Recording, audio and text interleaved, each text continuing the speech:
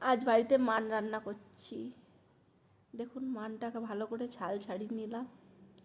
তো আমি জানতাম না মান, আমি খাইনি কোনো দিন।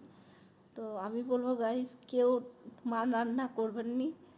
আমি এত সুন্দরভাবে মান রান্না করলাম, লাস্টে আমি খেতেই পারলাম না, এত কুটকুটানি। ওলের চেয়েও মান বেশি কুটকুটায়।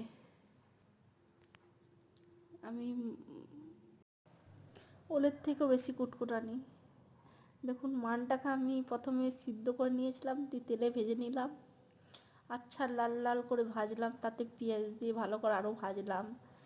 আদা আদা জিরা টমেটো কাঁচা লঙ্কা সব কিছু, পেঁয়াজ রসুন দিয়ে একসাথে সব পেস্ট করলাম। তাতে নুন হলুদ দিয়ে ভালো করে ভেজে নিয়েছি, জিরা গুঁটা ধনা গুঁটা লঙ্কা লাল করে ভেজে নিয়েছি দেখুন। তারপরে সস দিয়েছিলাম, তেঁতুলের জল দিয়েছিলাম।